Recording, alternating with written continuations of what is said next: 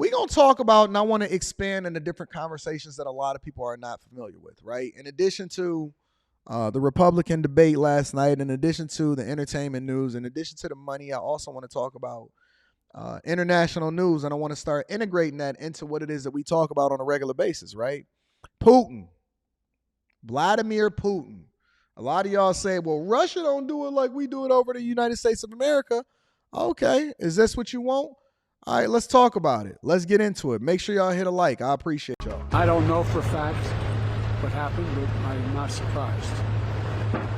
Do you believe? There's not much that happened. Reading Super Chat shortly.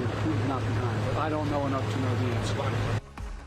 So that is President Biden yesterday weighing in on the plane crash in Russia that purportedly killed mercenary chief Yevgeny Prigozhin. We're also getting a look at new images of the crash. It appear to show a part of the wing or the tail of the aircraft. It's a debris field northeast of Moscow. It stretches for more than a mile, and here's what an eyewitness said. I heard an explosion or a bang. Usually if an explosion happens on the ground, then you get an echo. But it was just a bang, and I looked up and saw white smoke. One wing flew off in one direction, and the fuselage went like that, and then it glided down on one wing. It didn't nosedive, it was gliding. I was afraid it would fall into the village. So Russian state media reports 10 people were on that plane. So far, only 8 bodies have been found. Also reporting from them that vans carrying the dead are now arriving at a forensic bureau. Our Nick Payton-Walsh is live in Zaporizhzhia, Ukraine, covering all of it. Obviously, Nick, what Prigozhin has said and what he did a few months ago is at the front of people's minds this morning as this happens. Yeah, look, it's important to remind people what a seminal figure Prigozhin was in Putin's Russia. A Putin confidant used to interfere in elections in the US, allegedly extending influence in Africa, fighting on the toughest parts of the front lines here in Ukraine with his brutal Wagner force. And this plane crash, extraordinary, the information on open source about what the plane was doing, the catastrophic moment that appears to have occurred, causing it to plummet down to the earth. And as you said... So let's break this down. Let's really put it in perspective. This guy led an uprising against Putin, which Russia is supposed to be, for all intents and purposes, some form of a democracy, right? And that they take into consideration what the people want, but they not really a democracy, right? Because anybody that has ever opposed Putin, and he's largely known for poisoning his enemies, torturing his enemies, they say that Vladimir Putin is one of the richest men on earth and that he has so much resources and so many resources that's available. They say that this man is a billionaire 200 times over. That he's a billionaire 200 times over. And this man, for all intents and purposes, led an uprising because obviously they didn't agree with who it is that Putin was. And he failed. He failed in his uprising, right? But they say he never forgot. They say Putin never forget.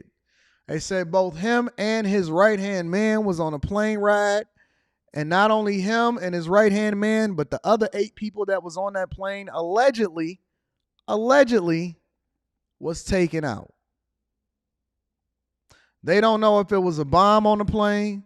They don't know if it was the Russian air defense missile system. They don't know what it was, right? But this dude is nothing to be played with. So a lot of y'all say that y'all like Putin. Why? As what I want to know. I'm not saying that you should like him. I'm not saying that you shouldn't like him. I'm asking you why. Why do you like him so much? And do you see him as the type of leader that we need here in the United States of America? Or would you continue to prefer to live in a democracy? Yourself, the wreckage so frankly horrifying that 2 of those bodies have yet even to be found. That is part of the difficulty here of working out what indeed has really happened. Yes, Prigozhin is said by Russian officials to have been on that plane along with a coterie, frankly, of his inner henchmen in Wagner. Extraordinary that they put themselves all on the same plane. It suggests perhaps they felt that after the failed armed rebellion 2 months ago that the threat potentially against them from Putin's inner circle may have diminished.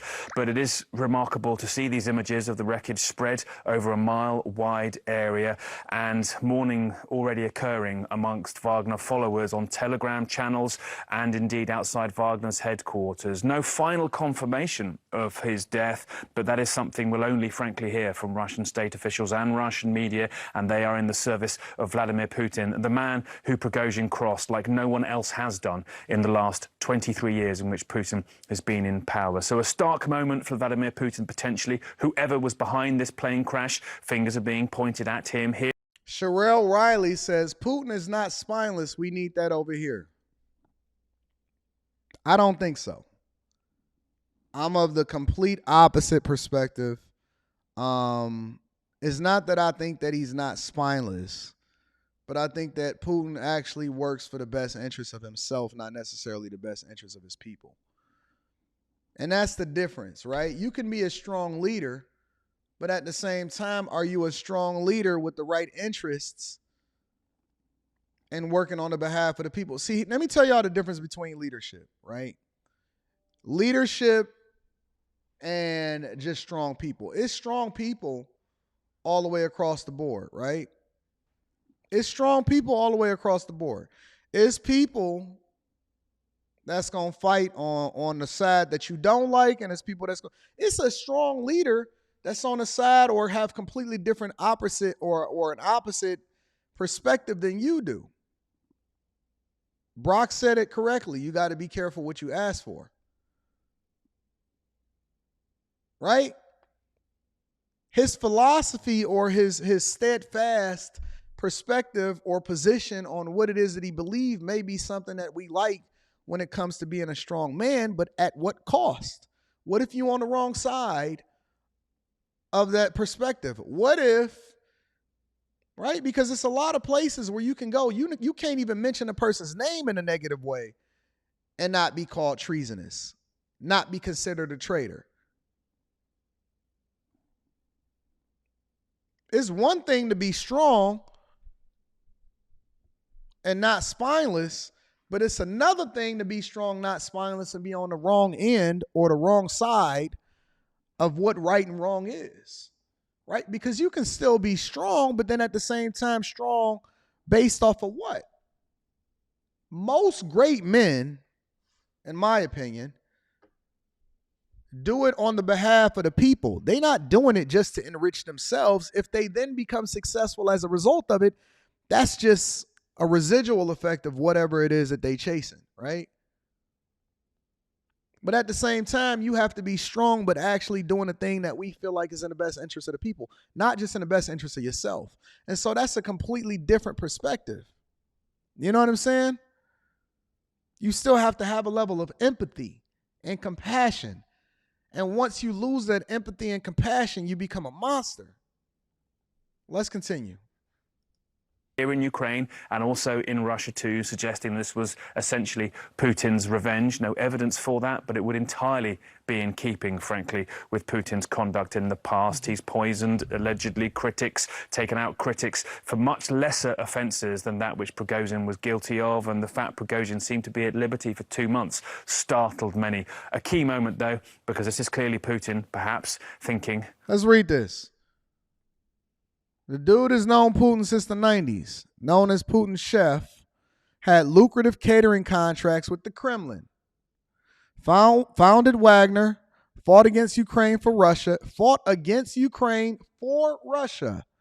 became an outspoken critic of Russia's military, complained of insufficient support from the Kremlin, and led a rebellion against the Kremlin in June. And now, it's over. It's 100% over. Putin's biggest enemy appears to have been eliminated. Yevgeny Prigozhin, who led the attempted coup back in June, is now dead after the jet that he was flying in crashed, according to a group linked to the Wagner group.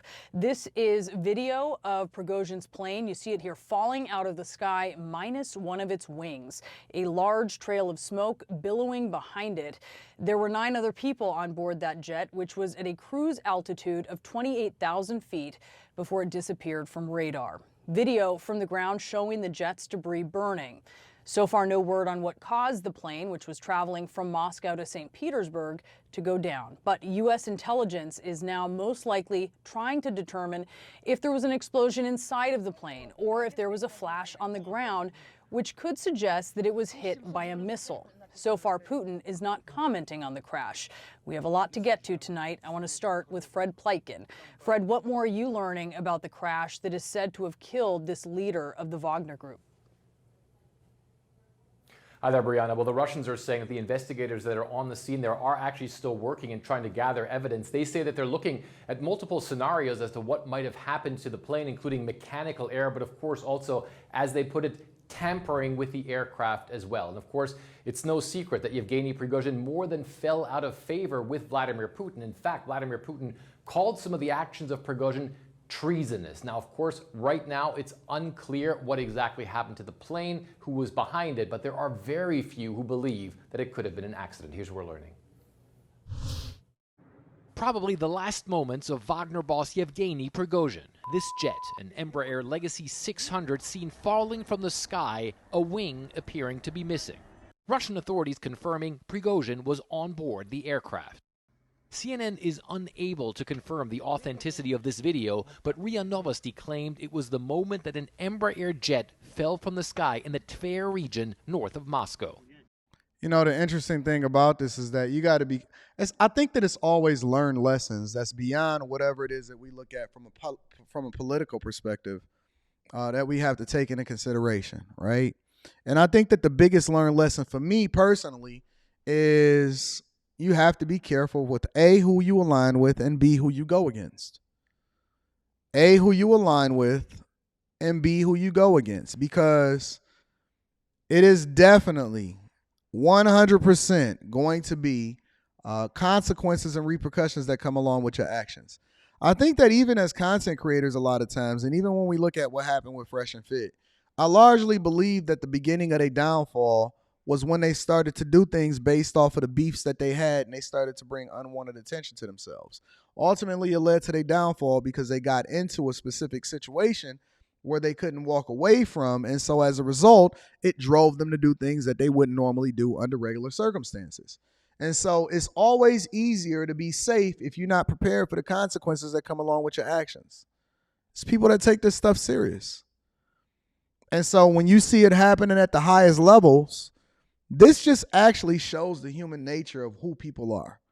People will do anything and go to any length to protect or to address what it is that they feel like is an egregious offense against them. And if at any point you turn against them, they will find you and they will not forget about you. And you will never have a night where you can sleep, where you are 100% comfortable. And are you prepared to be able to live that life? Who is Carlos Thomas and what is he talking about in there?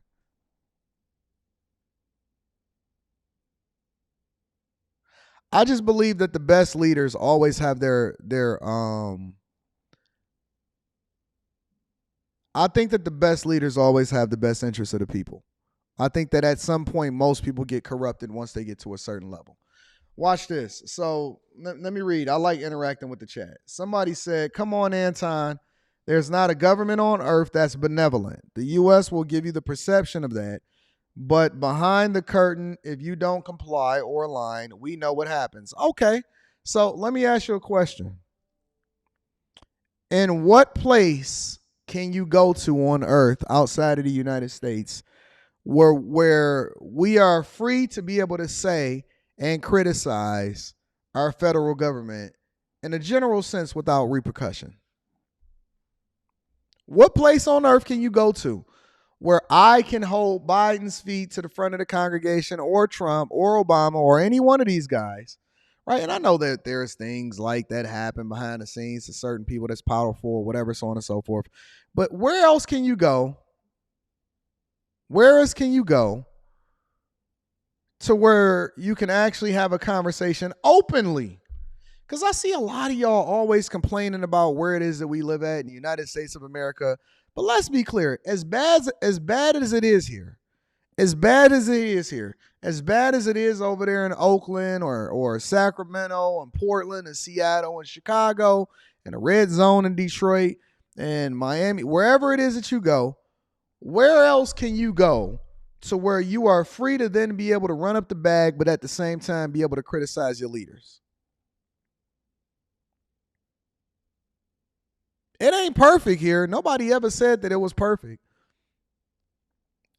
Far from perfect. But I'd be damned if you can sit here and and have a conversation about things that you don't necessarily agree with openly and live in a democracy where we have term limits, at least with the presidency. And then we also have layers of government, which they may be, corrupt, but at the same time, I'm trying to understand where it is that you can go to where you have a better opportunity, can still earn money and still not necessarily be executed for your opinions or your thoughts. You have anything to say about what it is that's going on in China, it's out. They don't even care if you're a billionaire. If you have a difference of opinion of what's going over in there in Russia, you out. Don't even care. They say, Anton, do you realize that there's 123 countries that have free speech? I don't think that any of them is even remotely as good as the United States of America. That's a fact. That is absolutely a fact. And just because they say that they have free speech don't necessarily mean that they really have free speech. Let's be honest. Come on, man.